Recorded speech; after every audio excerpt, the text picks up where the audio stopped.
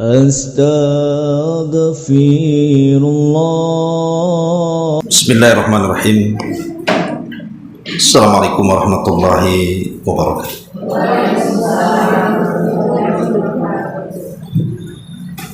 Alhamdulillah wassalatu wassalamu ala rasulillah wa ala alihi wa sahbihi wa mawalah wa la hawla wa la quwata illa billahi wa ba'du.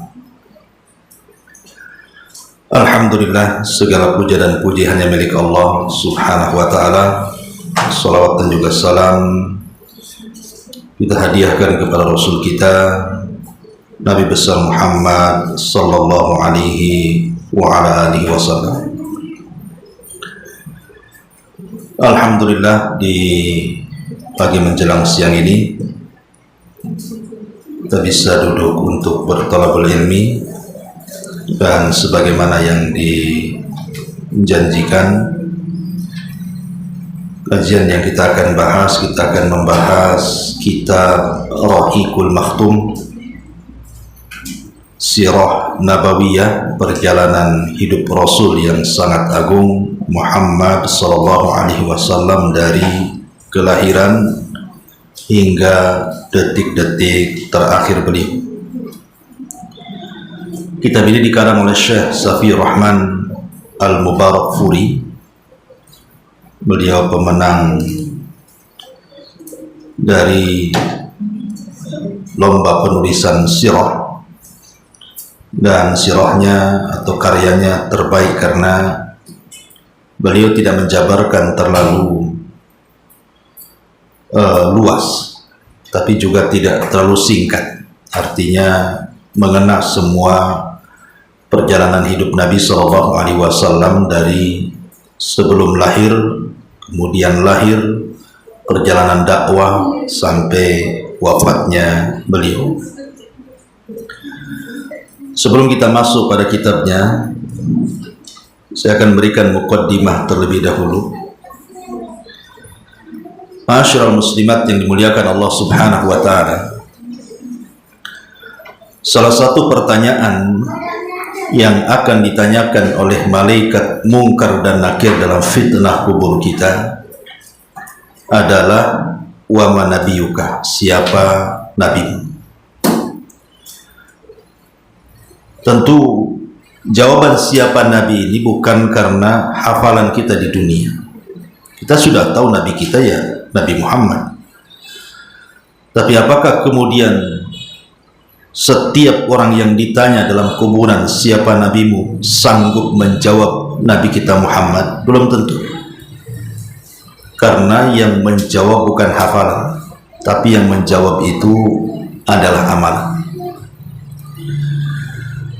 Dan seorang muslim sangat aib kalau seandainya tidak tahu sejarah nabinya.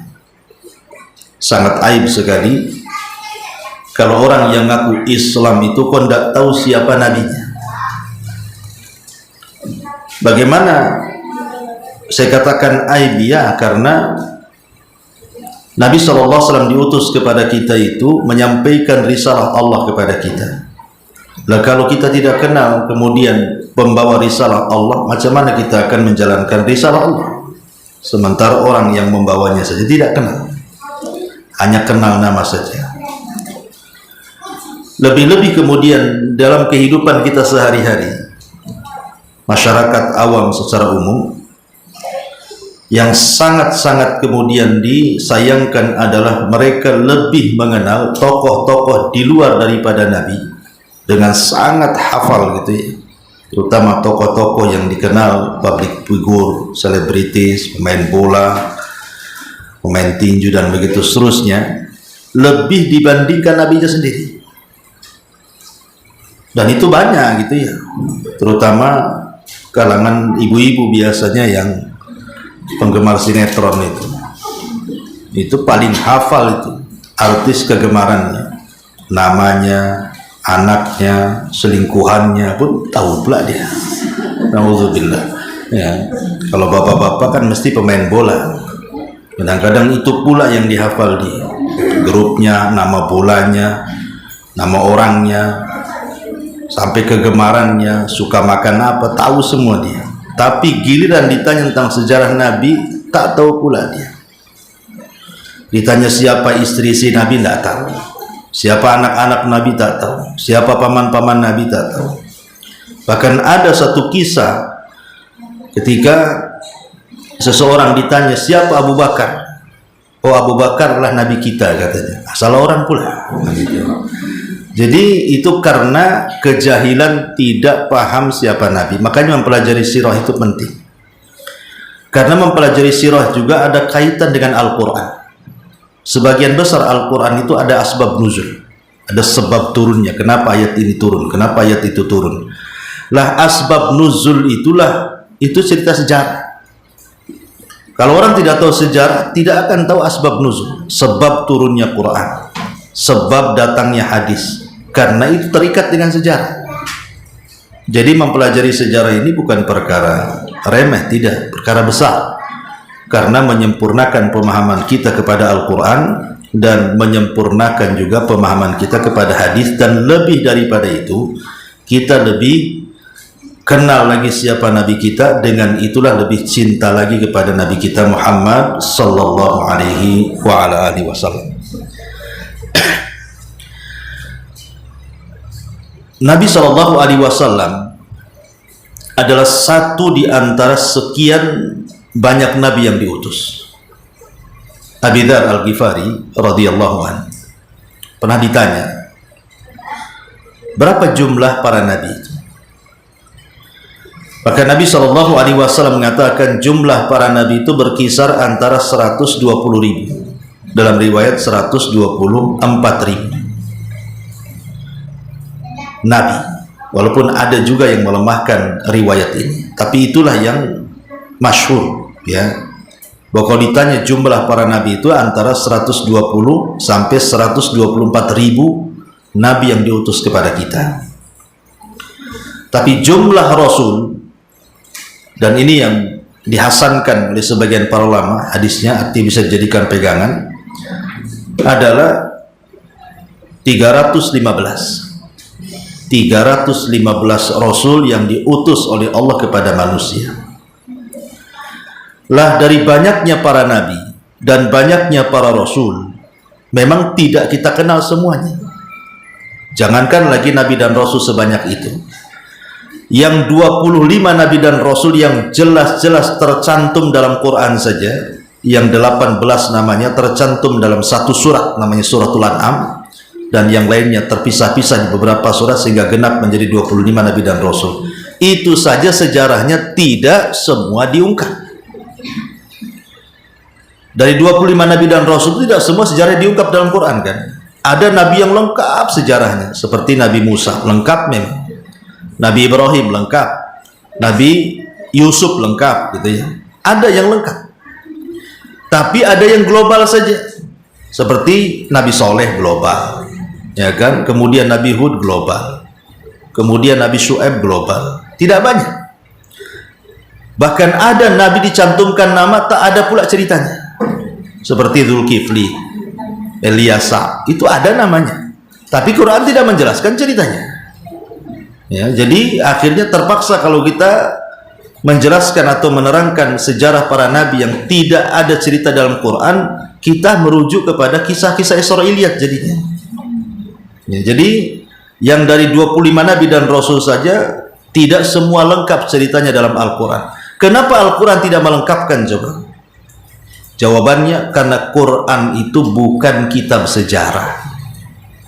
Quran itu bukan kitab sejarah yang harus lengkap, gitu ya.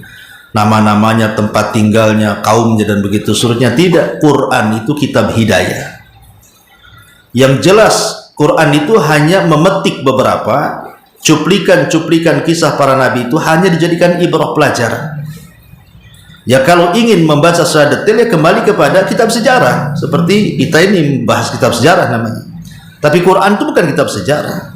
Quran itu ada tauhidnya, ada ibadahnya, ada akhlaknya, termasuk juga sejarahnya. Yang inti daripada Quran itu adalah hidayah bagi kita. Makanya Allah Subhanahu wa taala katakan, Alif Lam Mim dzalikal kitab la raiba fihi hudan lil muttaqin. dia adalah hidayah bagi orang-orang yang bertakwa. Sebenarnya Quran itu bukan hidayah untuk orang bertakwa saja, semua orang juga bisa dapat hidayah dari Quran, tapi yang mengambil manfaat itu adalah orang yang bertakwa, yang mengambil manfaat. Quran itu hidayah bagi semua manusia, manusia dan jinnya, tapi yang mengambil manfaat betul-betul dengan Quran itu adalah yang bertakwa saja. Makanya Allah khususkan hudan lil muttaqin. Tapi di lain ayat Allah mengatakan Syahrul Ramadan alladzi unzila fihi al-Qur'an hudan linnasi. Quran ini turun di bulan Ramadan sebagai petunjuk bagi manusia. Sementara di surah di awal-awal Al-Baqarah hudan lil muttaqin. Satu hidayah bagi manusia, satu pula hidayah bagi orang yang bertakwa. Secara umum Al-Quran itu hidayah bagi semua manusia, tapi yang bisa mengambil manfaatnya hanya orang yang bertakwa, itu maksudnya. Makanya kemudian karena Quran itu kitab hidayah bukan kitab sejarah, makanya Quran tidak banyak menceritakan banyak para nabi kecuali hanya diambil mana yang manfaat untuk manusia. Lah salah satu dari jumlah para nabi dan rasul adalah nabi kita Muhammad sallallahu alaihi wasallam. Dari 25 nabi dan rasul, Allah Subhanahu wa taala memilihkan kepada mereka pemimpin para nabi yang disebut dengan ulul azmi.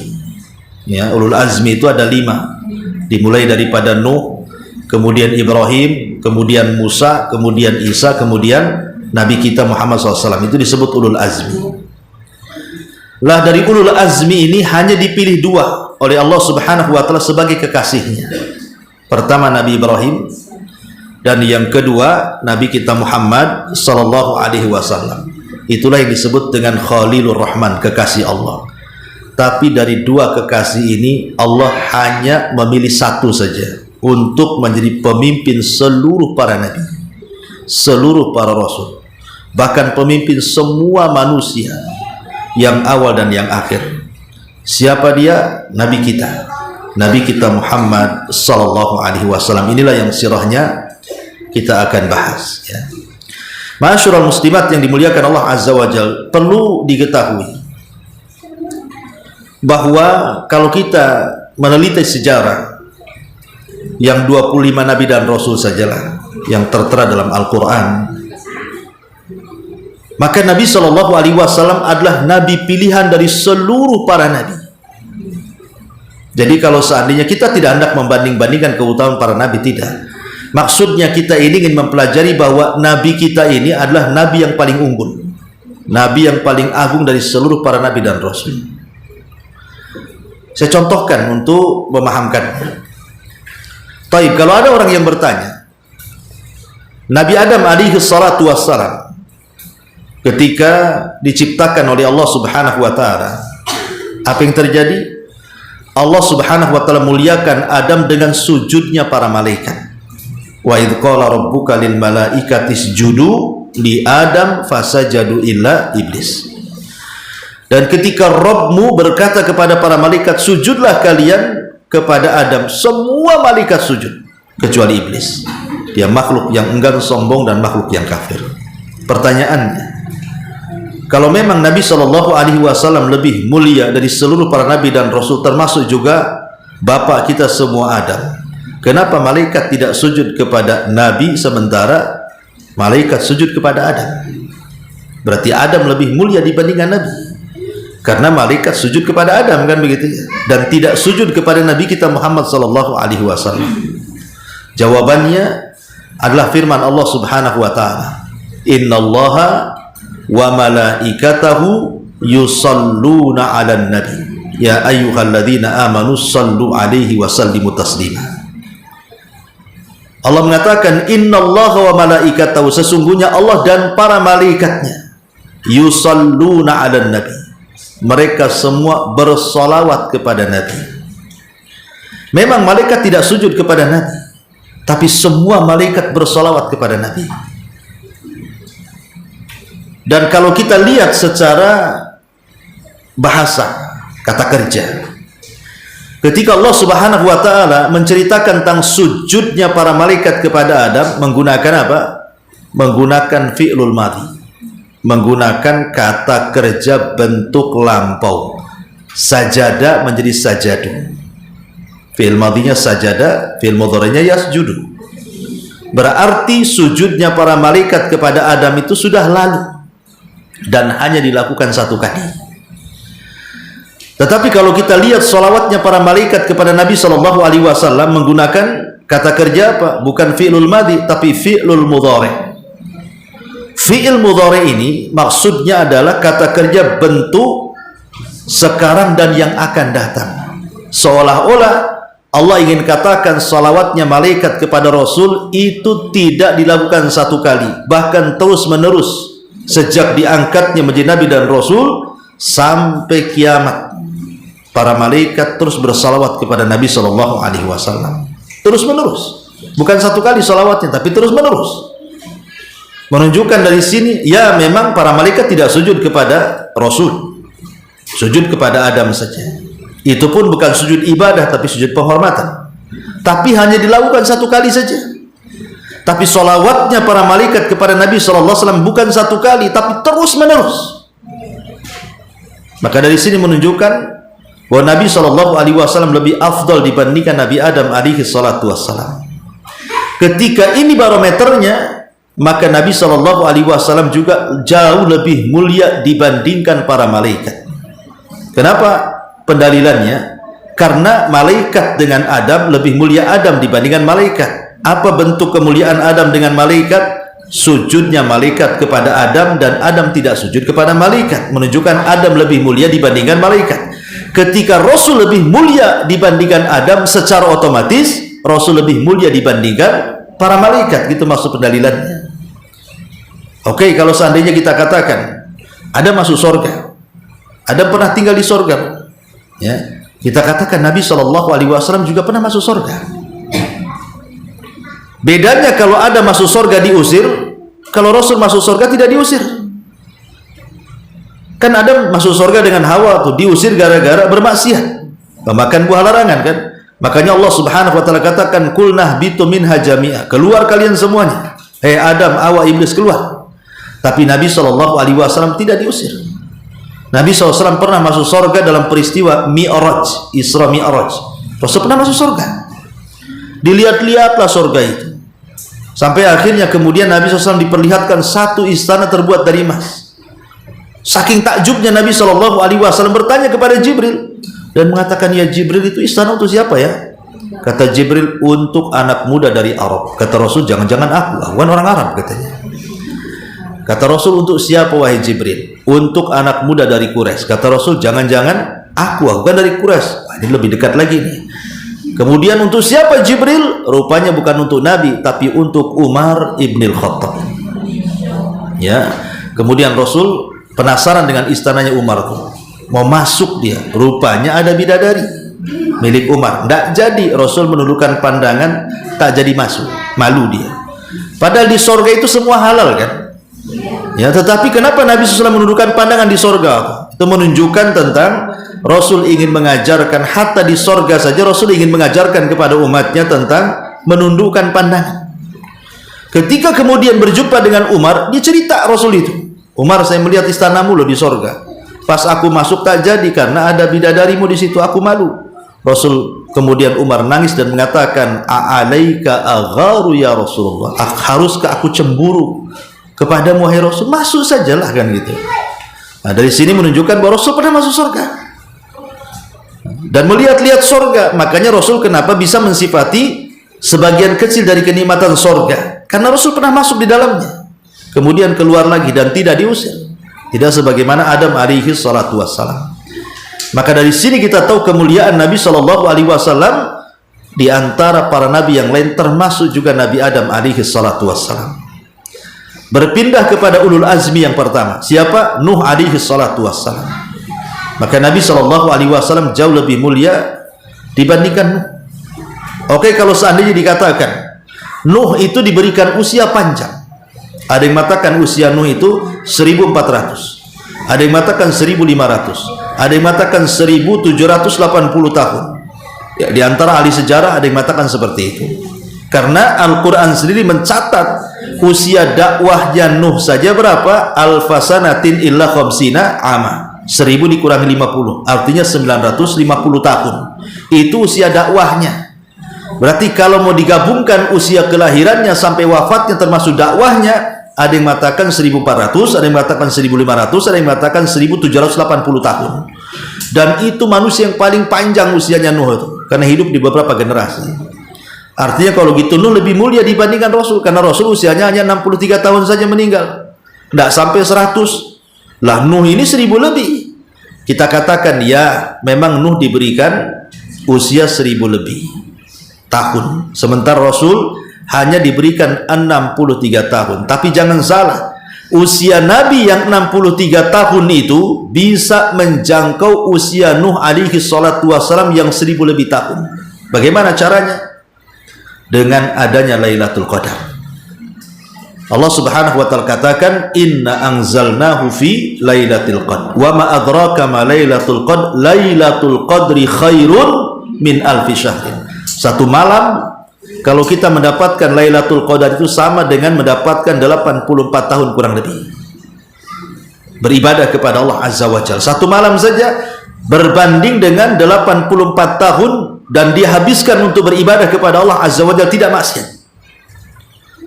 Bayangkan logikanya Bu, kalau ibu sekarang usianya sudah 50 atau 60 tahun.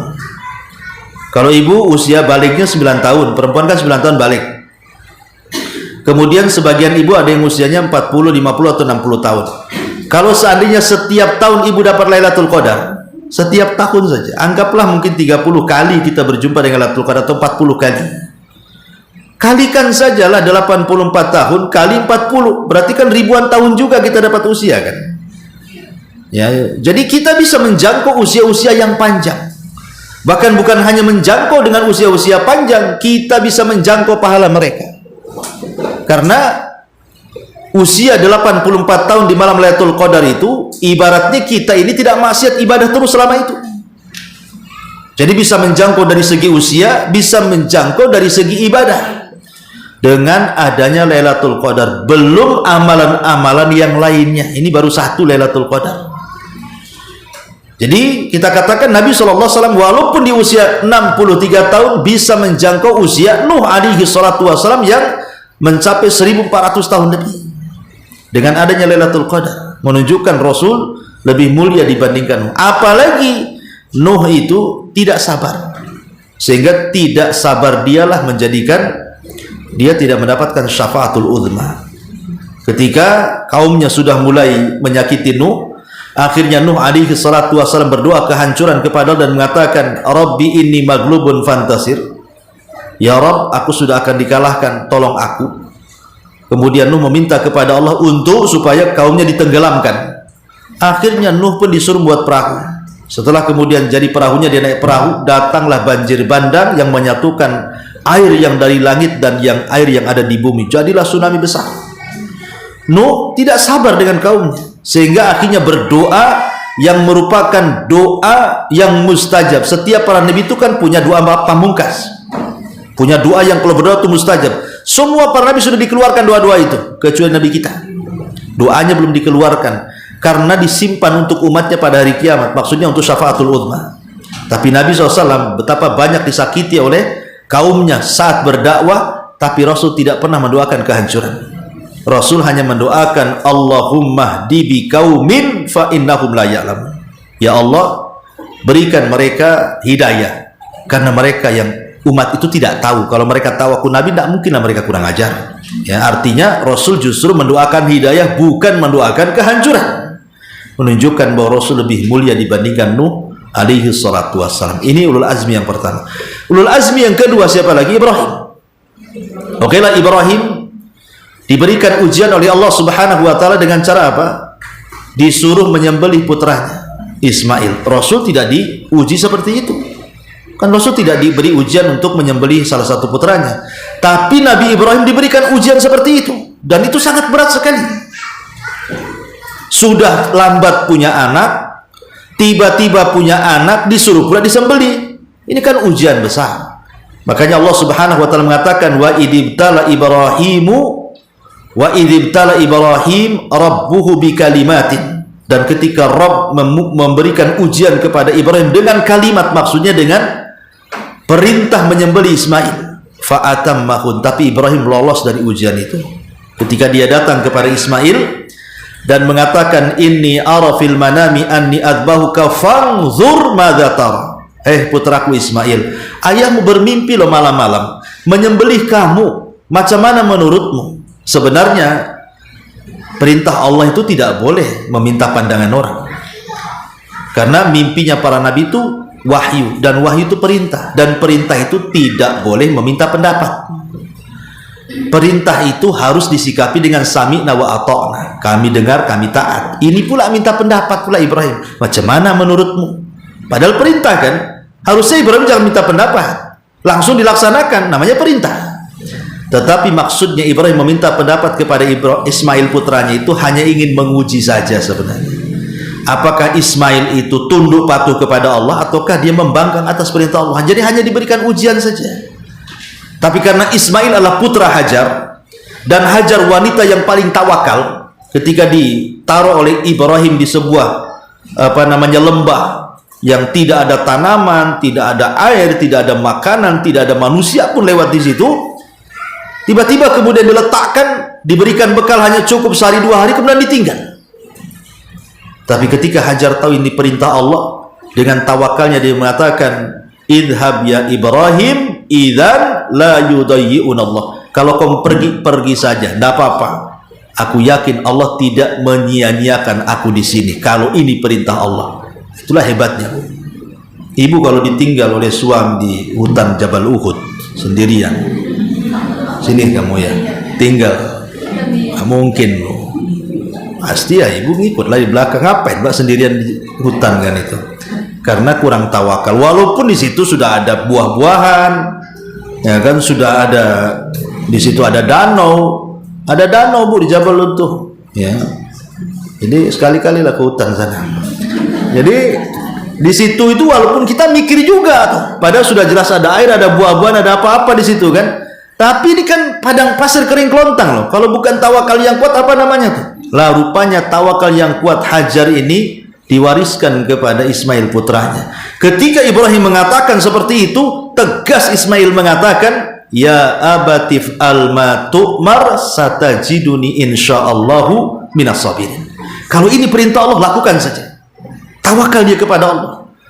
Dan dia tak lupa menyandarkan kepada takdir dengan mengatakan, insya Allah, kalau Allah berkehendak, engkau akan dapati aku termasuk anak yang sabar. Akhirnya betul-betul Ibrahim menyembelih. Dia ambil pisau.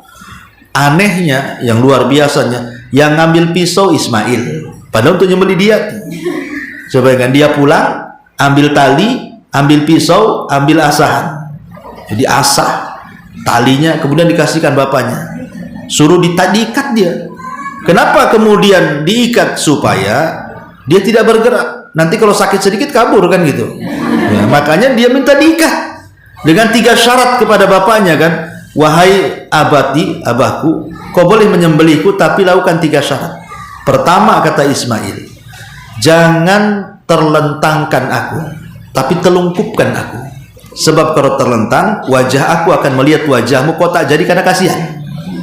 Telungkupkan ya. Yang kedua, sing-singkan pakaian. Jangan sampai ada darah yang mengenai pakaianmu, sebab kalau ibuku tahu, dia akan sedih selamanya. Jangan sampai darahku terkena pakaian ya. Kemudian yang ketiga, ikatlah aku, supaya jangan sampai aku kabur, katanya. Nah, lihat bagaimana tawakalnya Ismail dan juga ketundukannya Ibrahim.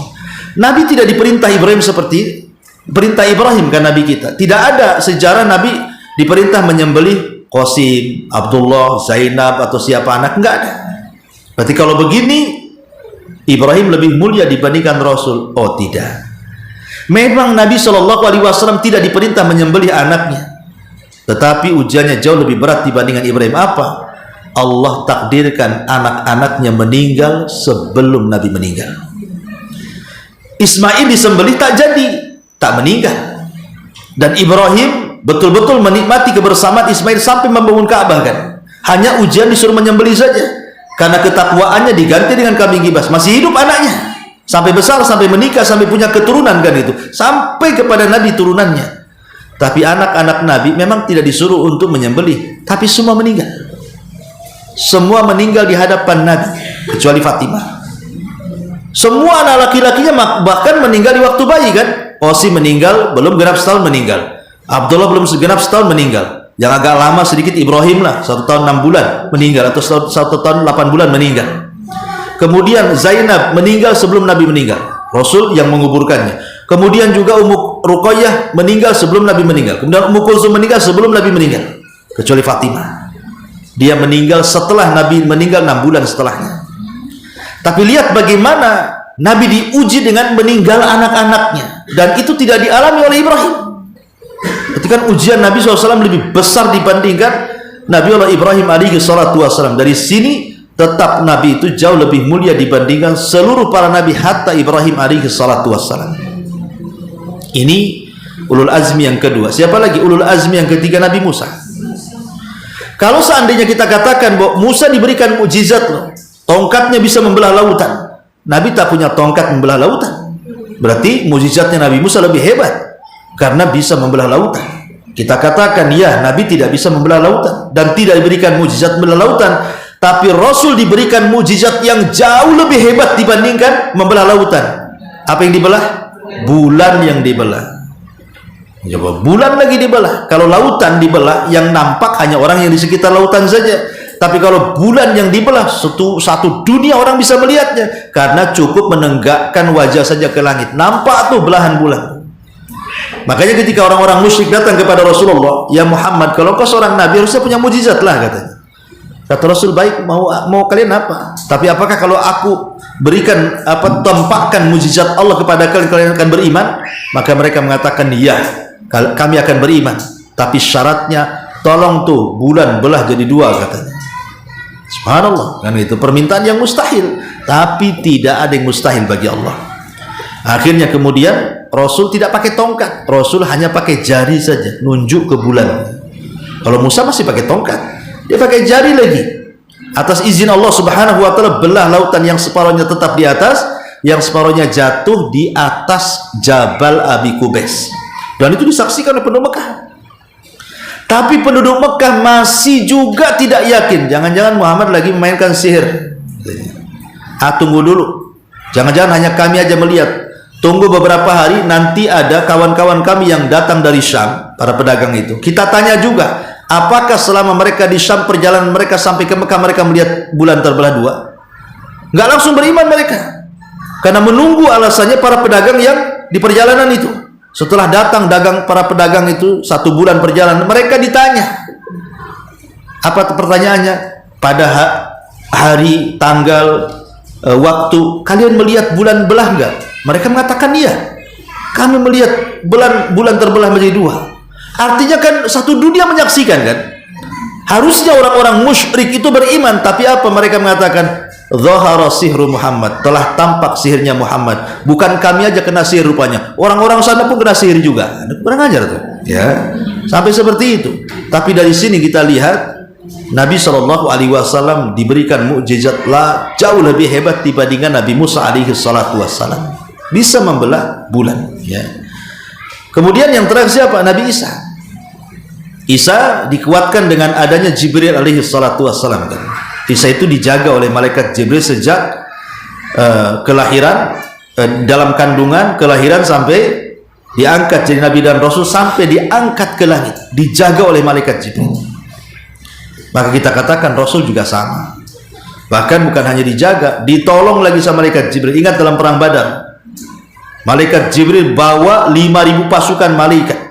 Bahkan dia menunggang kuda namanya Haizum, ya, kudanya Jibril namanya Haizum. Langsung dengan kudanya dia membawa 5.000 malaikat, bayangkan. Belum lagi musuh mencabut pedang, pala udah hilang. Rupanya yang menebas malaikat. Jadi Nabi SAW jauh lebih mulia dibandingkan Isa bin Maryam. Ya, karena Rasul juga dijaga oleh para malaikat, oleh Jibril kemana-mana. Bahkan tiap Ramadan Jibril datang tadarus dengan Nabi, ya, sehingga para ulama sampai menyimpulkan, karena susunan Al-Quran yang kita kenal hari ini itu kan tidak sebagaimana susunan Al-Quran yang dimulai dari urutan turunnya. Kalau urutan turunnya kan Iqra dulu, kemudian Mudaththir, kemudian Al-Fatihah dan begitu seterusnya. Tapi kalau kita lihat mushaf, justru Fatihah kemudian Al-Baqarah kan. Iqra di mana-mana itu, ya paling belakang malah, tidak sesuai dengan susunan Quran. Oh, boleh jadi Quran disusun dari Al-Fatihah, Al-Baqarah, Al-Imran, An-Nisa dan begitu seterusnya sampai kita kenal mushaf ini. Kapan itu penyusunannya? Saat Jibril turun kepada Rasul setiap Ramadan. Disitulah mulai terjadi penyusunan Al-Quran atas wahyu Allah Subhanahu wa ta'ala. Lah, dan banyak lagi. Ya tentu ketika saya mengatakan seperti ini, kita tidak hendak membanding-bandingkan para nabi satu dengan yang lain, tidak. Karena bagaimanapun Allah mengatakan la yufarriqu baina ahadin min rusuli. Kita tidak boleh membeda-bedakan para nabi. Tapi maksudnya kita hanya ingin menjelaskan keunggulan. Kenapa nabi kita disebut Sayyidul Anbiya wal Mursalin, pemimpinnya para nabi dan rasul. Bahkan dia pernah mengimami di Masjidil Aqsa. Semua para nabi di belakangnya. Seolah-olah para nabi yang menjadi makmum di belakang Rasul itu ingin mengatakan kepada Rasul dan menyerahkan estafet seluruh ajaran mereka, diakhiri dengan kerasulan dan kenabian Nabi kita Muhammad SAW. Engkaulah estafet terakhir kami. Makanya Rasul mengatakan, bu'ithu liutammima makarimal akhlak. Aku diutus untuk menyempurnakan akhlak. Bukan mengajarkan akhlak, menyempurnakan. Kenapa? Karena semua para nabi sudah mengajarkan akhlak. Rasul hanya menyempurnakan saja. Nabi Adam mengajarkan akhlak, Ibrahim mengajarkan akhlak, Nuh semua mengajarkan akhlak. Rasul ingin menyempurnakan akhlak saja. Menyempurnakan akhlak yang sudah diajarkan para nabi, lebih lagi diajarkan kepada umat, biar akhlaknya lebih sempurna. Jadi dia penyempurna semua ajaran-ajaran yang ada. Nah, inilah diantara keunggulan, keutamaan Nabi kita Muhammad sallallahu alaihi wa ala alihi wasallam. Baik, kemudian juga di sini dalam kitab ini memang dijelaskan tentang kondisi masyarakat gitu ya. Nabi sallallahu alaihi wasallam sebelum diutus, macam mana masyarakat Arab itu seperti apa gitu ya.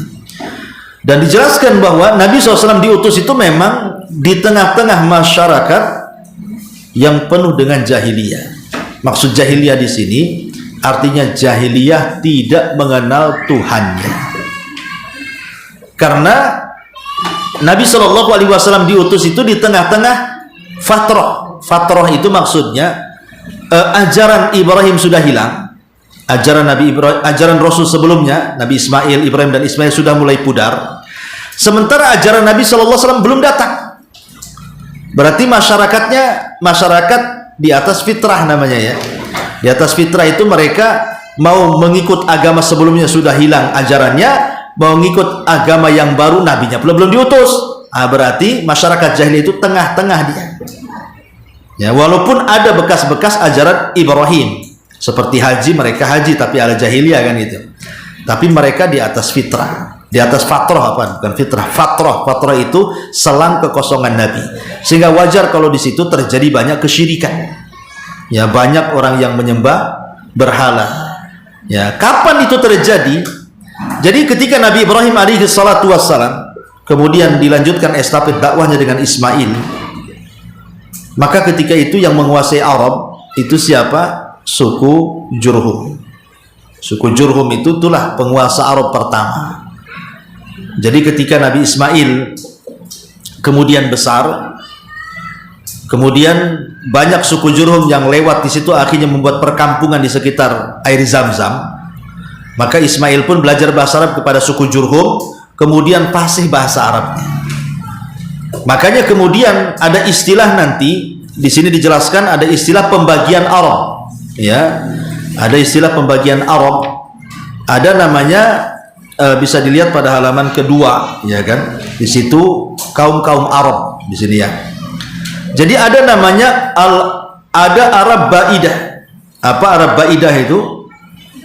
Kaum-kaum Arab kuno yang sudah punah dan tidak mungkin melacak rincian yang cukup tentang sejarah mereka, seperti kaum Ad, diutus kepada mereka Nabi Hud. Kemudian kaum Samud, diutus kepada mereka Nabi Soleh. Kemudian Sam, Judes, Imlak, bangsa raksasa dan begitu seterusnya. Ini sudah punah keturunannya, susah untuk diteliti. Ya, kita tahu sejarahnya tapi penelitiannya susah karena orangnya sudah nggak ada gitu ya. Ini disebut Baidah. Kemudian ada yang nomor dua, Al-Arab Ar-Aribah. Arab Aribah ini kaum-kaum Arab yang berasal dari garis keturunan Ya'rib ibn Yasjub ibn Qahtan, atau disebut pula Arab Qahtaniyah. Nah, ini masih ada lah keturunannya gitu ya. Kemudian yang ketiga ada Arab Musta'ribah. Lah, kalau yang Qahtaniyah ini masih ada ya, sampai kepada Nabi SAW kan begitu. Tapi ada namanya Musta'ribah, kaum-kaum Arab yang berasal dari keturunan Ismail, yang disebut pula dengan Arab Adnaniyah. Ya, Adnaniyah itu Nabi SAW turunan Adnaniyah. Afwan, tadi saya bukan dari Qahtan, dari Adnaniyah. Maksudnya begini, ada Arab itu memang Arab asli, dan nabi-nabi Arab kan ada 4 ya, yang asli ya. Nabi Arab yang asli itu ada 4. 1 Nabi Hud, diutus kepada kaum Ad. 2 Nabi Soleh, diutus kepada kaum Thamud. 3 Nabi Syu'aib, diutus kepada Madian. Dan 4 Nabi kita Muhammad SAW diutus kepada manusia dan jinnya dan seluruh manusia. Ini disebut nabi-nabi Arab nih ya. Bagaimana dengan Ismail? Lah, Ismail kan juga tinggal di Arab. Ismail bukan nabi Arab, karena Ismail itu orang Palestina, dan Palestina bukan Arab, ya kan? Ismail itu bukan Arab, dia bukan orang Palestina. Dia hijrah ke Arab, hijrah ke Mekah, ya. Karena kemudian banyak suku Jurhum. Suku Jurhum itu suku Arab dari Yaman, asal Arab dari Yaman, namanya Jurhum. Lah, kebetulan singgah di air Zam-Zam karena melihat ada burung, mesti ada air itu di situ. Sementara suku Jurhum ini tersesat di padang pasir. Ketika nampak ada air, kemudian ada wanita dan anak kecil, maksudnya Hajar dan Ismail, kemudian mereka pun barter makanan dengan air. Sejak itulah mereka minta untuk tinggal di sekitar air Zam-Zam. Akhirnya jadi perkampungan, jadilah perkampungan Jurhum di situ, yang cikal bakalnya Mekah itu di situ. Itu dari suku Jurhum tuh. Lah, Ismail besar di tengah-tengah suku Jurhum karena mereka berbahasa Arab. Akhirnya Ismail belajar bahasa Arab, maka fasihlah Ismail berbahasa Arab, bahkan lebih fasih dibandingkan suku Jurhum itu sendiri. Makanya Ismail disebut Musta'rab, bukan orang Arab tapi fasih berbahasa Arab, maka dia jadi Arab gitu maksudnya. Saya ulangi, Ismail bukan orang Arab tapi dia belajar bahasa Arab, akhirnya paling fasih Arabnya, maka jadilah dia orang Arab. Dari sini ada kaedah, Bu. Ibu walaupun mukanya tidak seperti orang Arab, pesek blengsek gitu ya, masuk ke dalam gitu ya, tapi bahasa Arabnya bagus, Bu, berarti ibu Arab. Ya, ibu nggak ada lah sama sekali itu potongan-potongan Arab itu. Yang ada potong-potongan Jawa, potong Padang, potong Medan, potongan ya. Tapi Arabnya bagus, ibu Arab. Tapi kalau ibu muka Arab betul, mancung kayak Petruk gitu ya, betul-betul Arab potongannya, sekali tak bunyi pula Arab, yang bunyi pula Melayu, bunyinya Jawa, bukan Arab, mukanya aja Arab. Ya, itu kaidahnya seperti itu. Ya, muka Arab tak bisa bahasa Arab, Anda bukan Arab. Muka tidak seperti orang Arab, fasih pula bahasa Arab, Anda Arab, gitu maksudnya. Karena Ismail bukan orang Arab. Ismail itu orang asing, pandai berbahasa Arab, makanya dianggap Arab. Ya, tapi kalau digolongkan ke nabi-nabi Arab, dia bukan Arab. Karena nabi Arab cuma 4 saja. Lah, Ismail itu dibesarkan di suku Jurhum. Dibesarkan di suku Jurhum. Lah, suku Jurhum ini yang kemudian menguasai air Zam-Zam. Tapi kemudian setelah suku Jurhum, datang suku Arab lainnya nyerang, namanya Khuza'ah. Ya, ada suku Khuza'ah itu nyerang Jurhum. Kalah Jurhum ini. Setelah meninggal Ismail tentunya sudah beranak pinak ya. Akhirnya kekalahan Jurhum ini, mereka takut kan, perekonomian mereka kan dari air tuh. Daripada Khuza'ah mengambil air Zam-Zam, dikubur pula sama suku Jurhum itu air Zam-Zam itu. Mereka tidak redo kalau seandainya Khuza'ah mengambil Zam-Zam, dikubur. Sejak itulah Zam-Zam hilang, karena dikubur. Baru kemudian tergali di zaman Abdul Muthalib, kakeknya Nabi. Setelah sekian abad gitu ya, di mana letak Zam-Zam nggak tahu. Tiba-tiba Allah ilhamkan kepada kakeknya Rasul Abdul Muthalib, bermimpi pula dia. Kemudian dia ikut alur mimpinya. Belakangan kemudian dari mimpi itulah dia menemukan air Zam-Zam. Maka dialah penemu air Zam-Zam setelah terkubur oleh suku Khuza'ah, apa namanya, ketika ada penyerangan suku Khuza'ah kepada Jurhum, maka Jurhum menutup sumur itu. Baru tergali di zaman Abdul Muthalib, kakek Nabi sallallahu alaihi wa ala alihi wasallam. Sampai kemudian akidah Nabi Ibrahim atau akidahnya Nabi Ismail hilang ketika Huza'ah berkuasa. Jadi yang menghilangkan agama tauhid itu adalah Huza'ah, karena ketika Arab dikuasai oleh Jurhum itu masih bertauhid, masih ikut agama Ismail. Tapi setelah kemudian Jurhum kalah dikuasai Huza'ah, mulailah kemudian agama tauhid luntur demi luntur, terutama ketika Huza'ah dipimpin oleh seseorang yang namanya Amru ibnu Luhai. Ada orang namanya Amru ibnu Luhai. Itulah pemimpin Huza'ah yang merubah agama tauhid menjadi agama berhala. Jadi Amr ibn Luhai ini dia jalan-jalan ke Syam, mungkin sakit ingin berobat, mungkin berniaga dan begitu seterusnya. Sampai di Syam kemudian dia melihat ada para penyembah berhala. Ceritanya para penyembah berhala, dan Syam dikenal dengan negeri para nabi, dikiranya ajaran itu benar.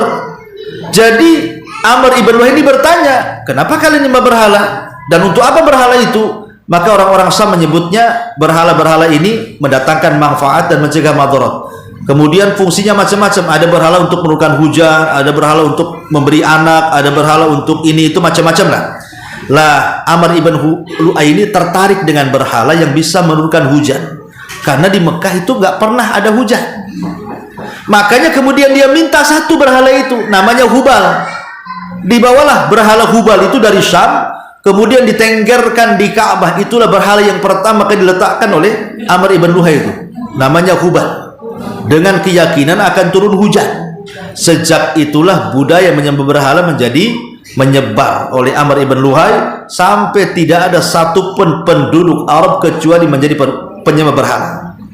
Makanya kenapa Nabi SAW mengatakan, inni ra'aitu Amr ibn Luhai fin nari yajuru am'ahu. Aku melihat Amr bin Luhai terburai ususnya di neraka. Kenapa? Karena dia awal man ghayyara dina Ibrahim, orang yang pertama kali merubah agama Ibrahim, Amr ibn Luhai itu.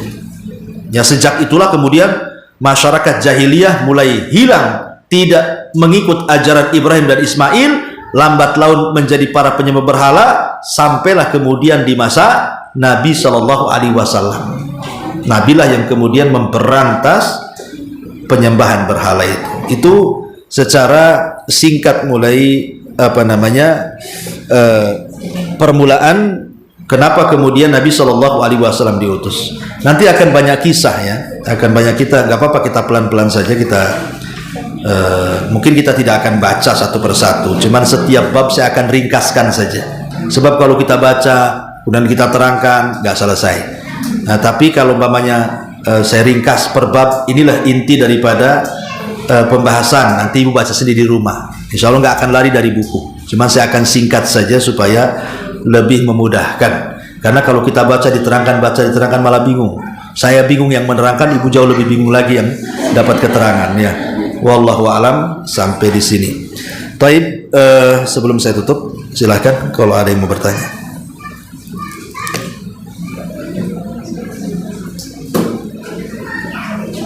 Ada? Taib, kalau nggak ada, alhamdulillah. Kita tutup dengan doa kafaratul majlis. Subhanaka wa bihamdika, asyhadu an la ilaha illa anta, astaghfiruka